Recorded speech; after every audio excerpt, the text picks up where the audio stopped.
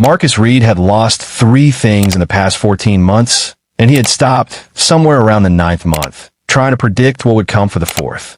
His house, his company, a small precision manufacturing business he had built over 9 years, sold under duress during the divorce settlement at 60% of its appraised value, because his ex-wife's attorney had structured the timeline in a way that made selling fast the only option that preserved any custody leverage at all.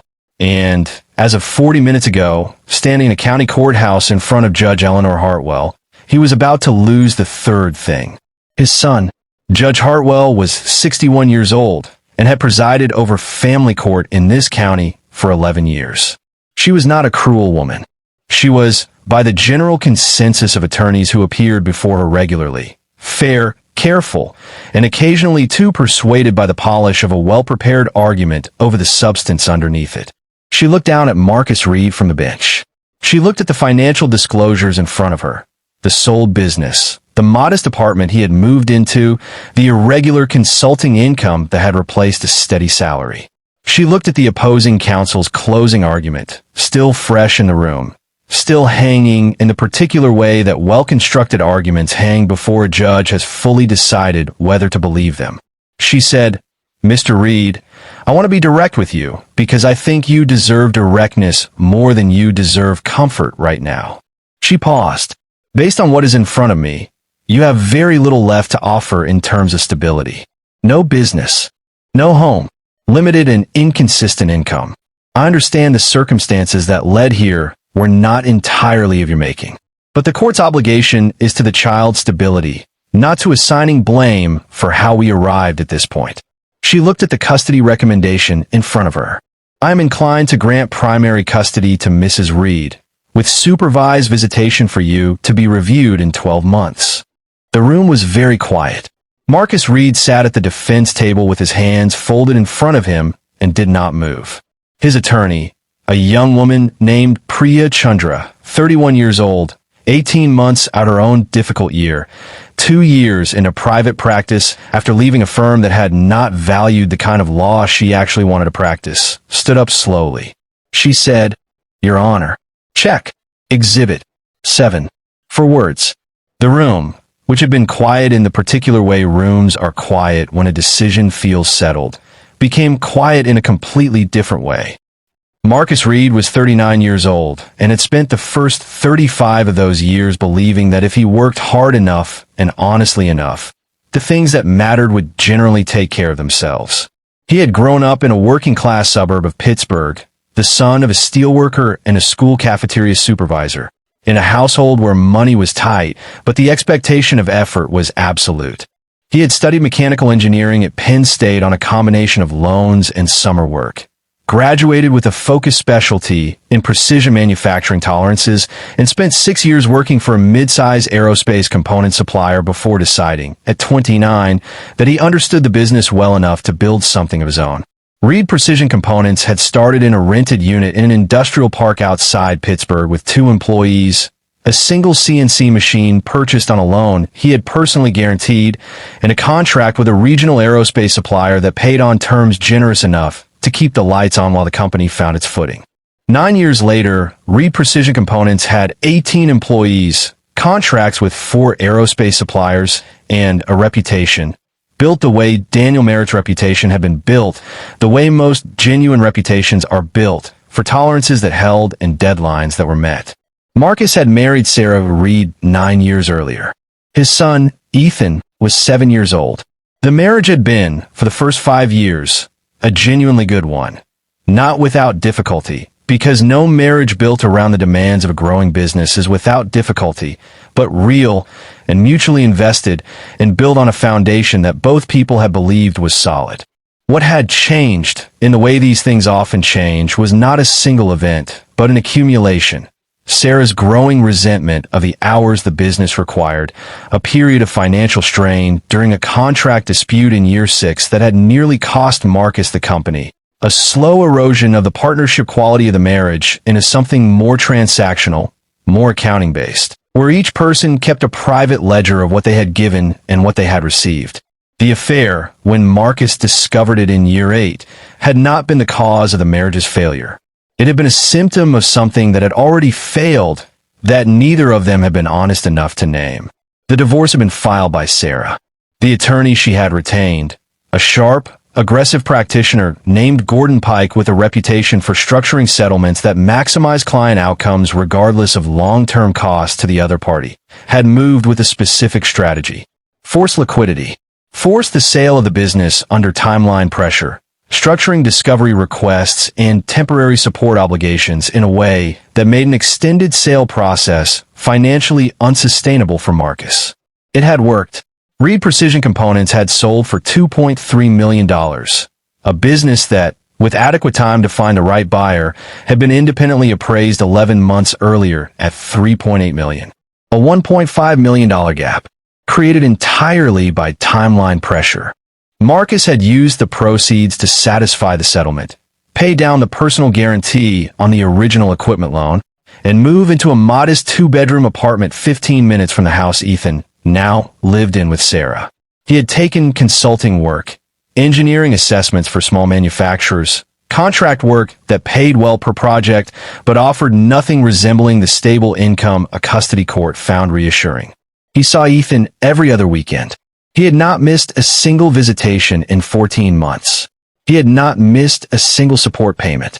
He had done, by every measure he could identify, exactly what he was supposed to do. And he was sitting in a courtroom being told it was not enough. Priya Chandra had taken Marcus's case 8 months earlier at a reduced rate because something about the structure of the original divorce settlement had bothered her in a way that her professional training told her to investigate. She was 31 years old. She had left a large family law firm in Pittsburgh 2 years earlier, a firm where the culture rewarded aggressive settlement strategies regardless of whether they served the actual interests of the families involved, where she had watched colleagues structure exactly the kind of timeline pressure that had cost Marcus Reed $1.5 million and had found, increasingly, that she could not reconcile what she was being asked to do with the reason she had gone to law school. She had opened her own small practice. She took fewer cases. She did more work on each one. When Marcus had come to her, referred by a former Reed Precision Components employee whose own divorce Priya had handled the previous year, she had reviewed the original settlement paperwork with a specific attention she brought to everything, looking not for what the documents said, but for what they implied, what they assumed, what they had not adequately questioned. She had found something in the financial disclosure timeline that bothered her. The independent appraisal that had valued Reed Precision Components at $3.8 million 11 months before the forced sale. It had been commissioned by Reed Precision Components itself, a routine valuation for a potential expansion loan that the company had ultimately not pursued. It existed. It was real. It had simply never been introduced into the original divorce proceedings because Marcus's original attorney, overworked, underprepared, handling 4 times the caseload a family law attorney should reasonably carry, had not requested the company's financial history with sufficient thoroughness to find it. Priya had requested it. She had found it in a file Marcus didn't remember he still had, in a drawer in his apartment, 8 months into representing him. She had read it twice. She had understood immediately what it meant. Not for the property settlement. That was final, and reopening it would require a separate and much more complicated legal process. But for what it demonstrated about the broader pattern of the original proceedings, about the credibility of the financial narrative that had been constructed about Marcus Reed, about the timeline pressure tactics that Gordon Pike had used, tactics that once exposed in their full context, told a very different story than the one the court had been given 14 months ago, and a very different story than the one the court was being asked to believe today in this custody hearing about Marcus Reed's stability and judgment. She had been waiting for the right moment to introduce it. She had not wanted to use it prematurely.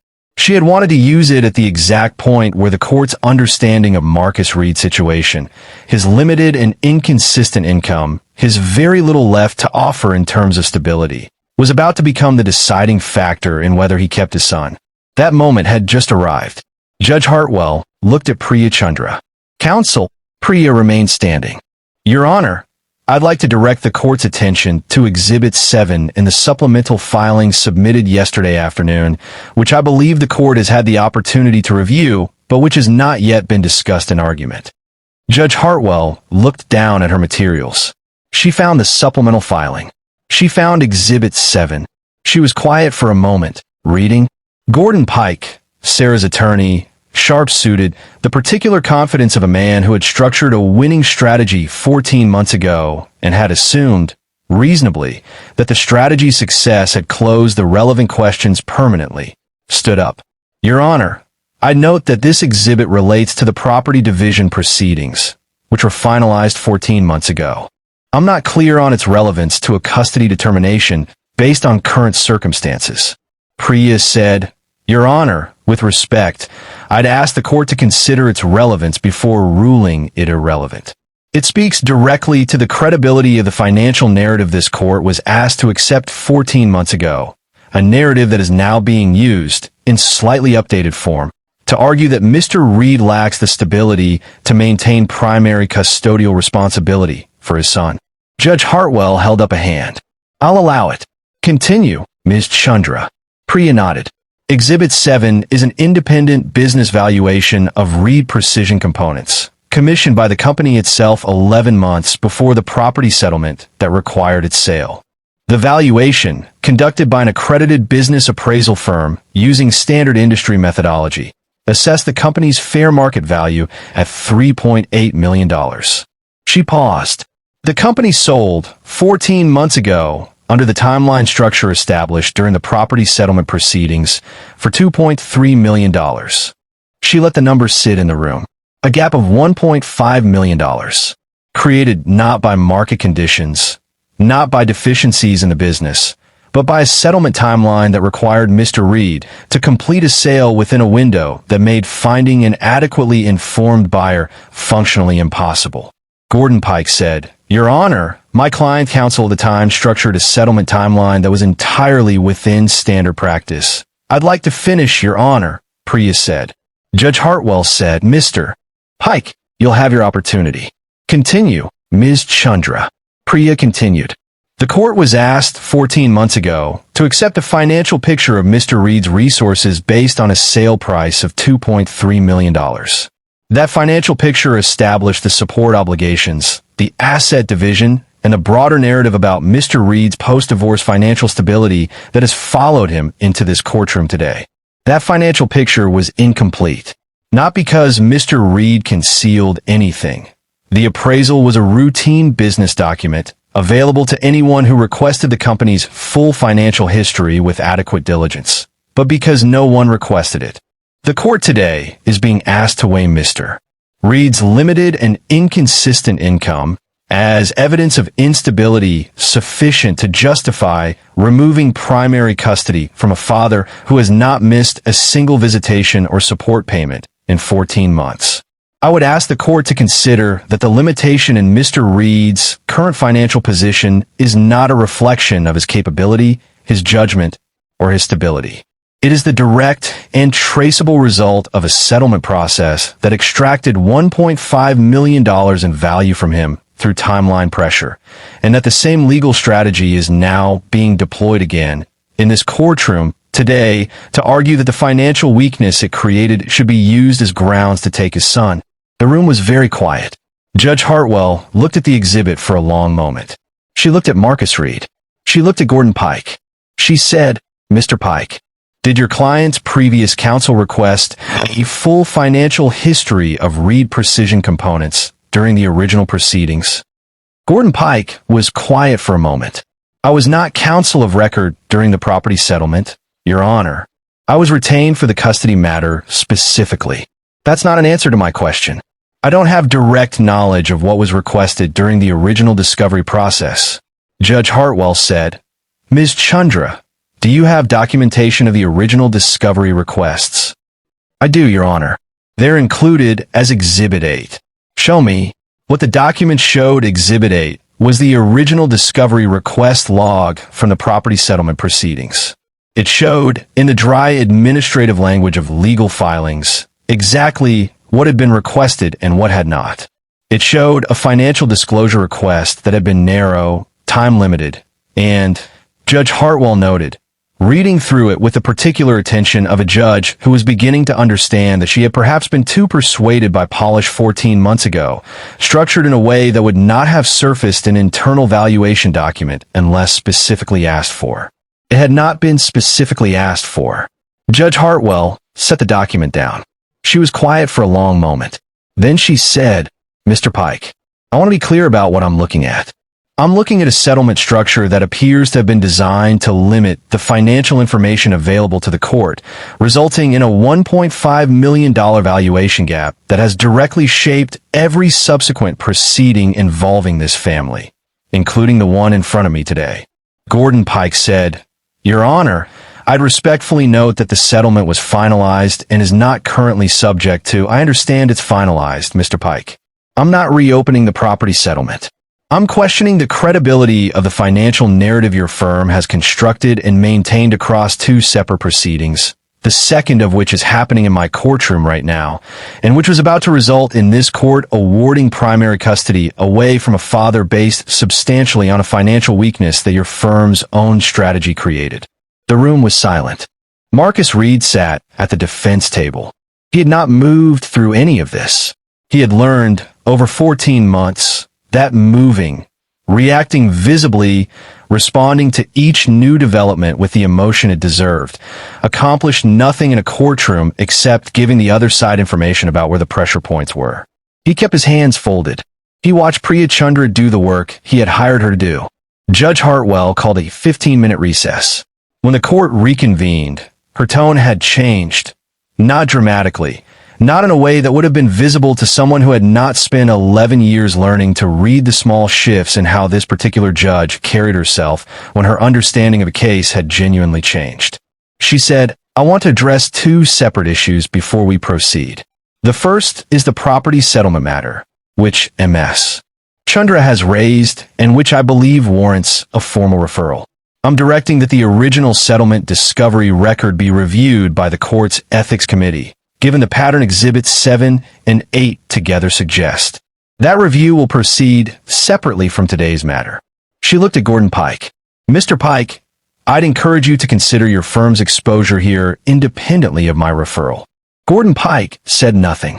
Judge Hartwell continued, "The second issue is the custody matter actually in front of me today." She looked at Marcus Reed. "Mr. Reed, I made a preliminary assessment based on a financial picture that I now understand was substantially shaped by a settlement strategy designed to limit the court's visibility into your actual resources and capability. I owe you a correction to that assessment, and I intend to provide one." She looked at the custody recommendation in front of her, the one she had been prepared to sign 20 minutes earlier. "The court's primary concern in custody matters is the child's stability and welfare. I had concluded, based on incomplete information, that your current financial circumstances reflected instability. I am revising that conclusion. 14 months of perfect compliance with visitation and support obligations, undertaken while operating a consulting business built from nothing in the aftermath of a settlement process that extracted $1.5 million in value through timeline manipulation, is not evidence of instability. It is evidence of exactly the kind of resilience and consistency that this court should want to see in a custodial parent." She picked up her pen. "I am awarding joint physical custody, with a parenting schedule to be developed jointly by counsel within 30 days, subject to court approval. I am also ordering a formal financial reassessment of the original property settlement to determine whether modification of ongoing support obligations is warranted given the documented valuation discrepancy." She set down her pen. "Mr. Reed, I apologize for the assessment I offered earlier in this proceeding. It was based on information I should have had reason to question and did not." She looked at the room. "We're adjourned." What happened after Marcus Reed stood up from the defense table? He had spent 14 months learning not to react visibly to anything in this room. He found, standing there, that he could not entirely maintain that discipline. He sat back down. He put his hand over his mouth for a moment. Priya Chandra sat down beside him. She did not say anything immediately. She let him have the moment. After a while, Marcus said, "4 words." Priya looked at him. "You said 4 words." "Check. Exhibit 7. That's it." and the whole thing turned. Priya said, the 4 words weren't what turned it.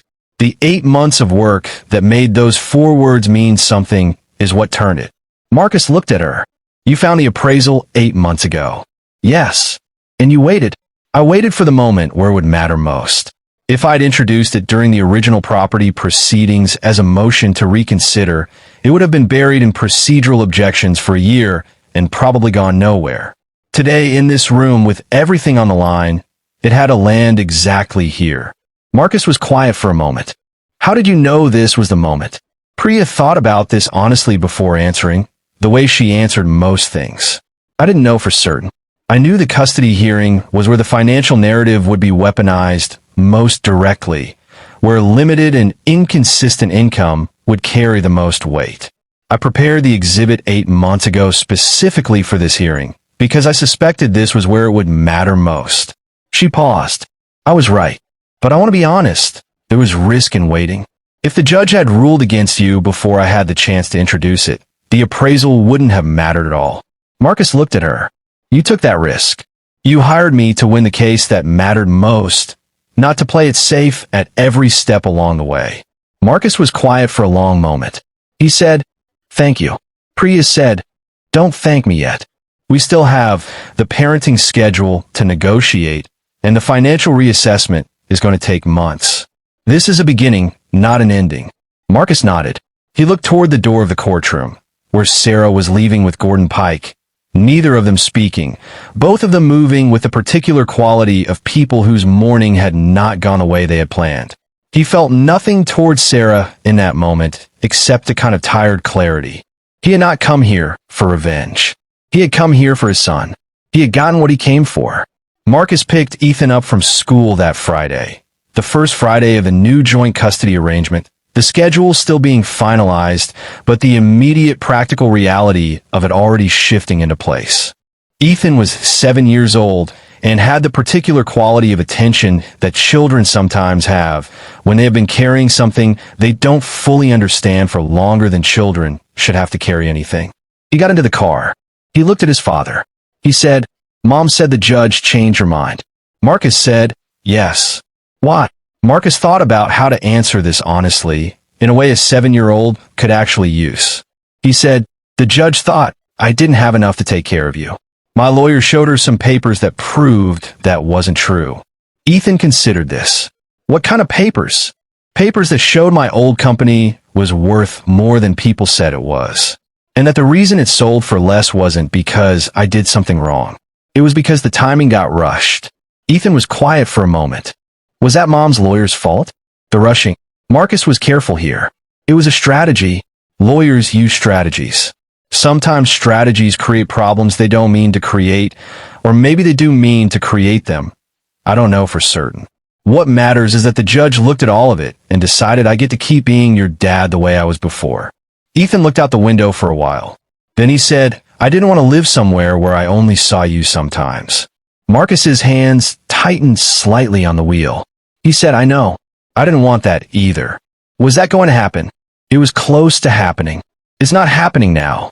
Ethan nodded slowly, processing this with the particular seriousness of a child deciding whether an adult's reassurance could be trusted. He said, is it really not happening now?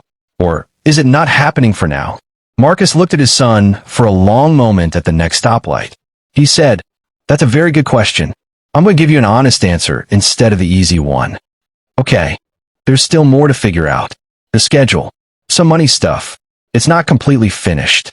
But the big decision, the one about whether you live mostly with me or mostly with your mom, that one is decided. We're sharing. Equally. That part isn't changing. Ethan thought about this. Okay, he said. He looked out the window again. After a while, he said, can we get the thing from the place? With the chicken. Marcus laughed. The first real laugh he could remember in 14 months that hadn't required any effort. Yes, he said. We can get the thing from the place with the chicken. Priya's office 3 weeks later, Marcus sat across from Priya in her small office. The converted second bedroom of a renovated row house that served as her practice. No large firm overhead. No large firm pressure. Exactly the practice she had built specifically so she could do the kind of work that had just changed Marcus Reed's life. The financial reassessment was still in progress. The parenting schedule had been finalized. Marcus had Ethan for half of every week, alternating weekends, and a flexibility arrangement for school events that both parents had, somewhat to Marcus's surprise, agreed to without significant conflict. Sarah, it turned out, had been navigating her own private exhaustion with the litigation strategy Gordon Pike had built, and the resolution had given her, too, something she hadn't realized she needed. A way to stop fighting.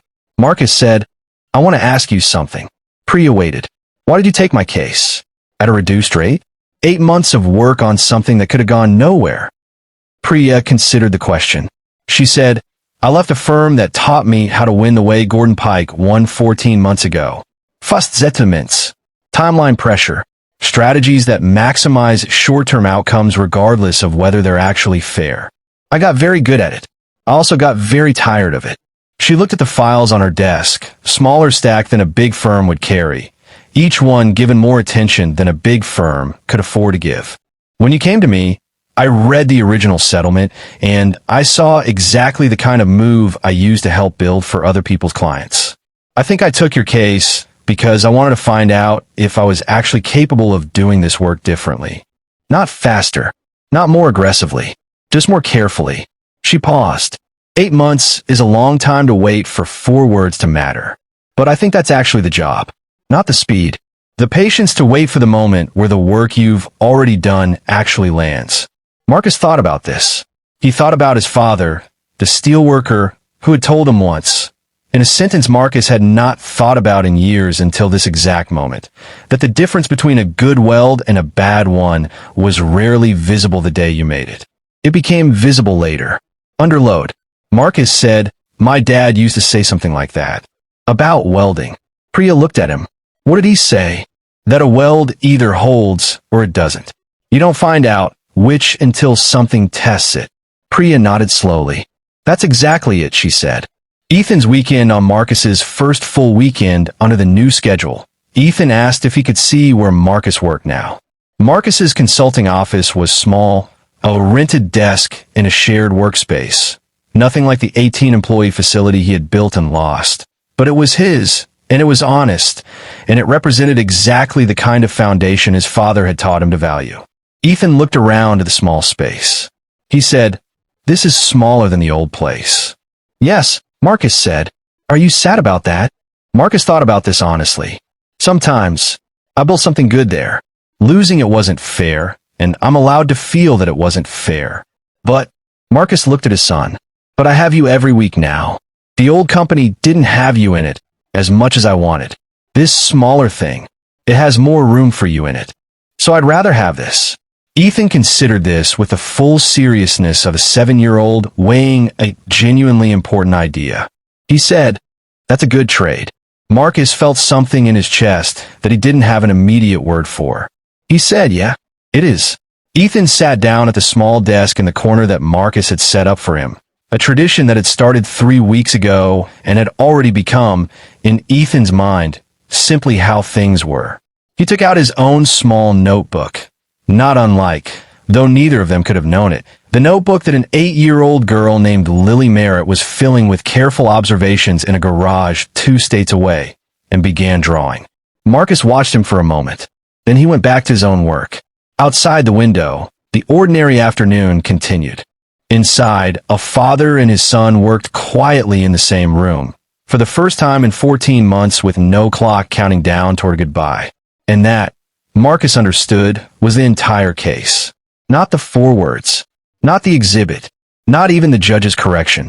Just this, a small office, a small notebook, a Friday afternoon that belonged to both of them, with no expiration on it.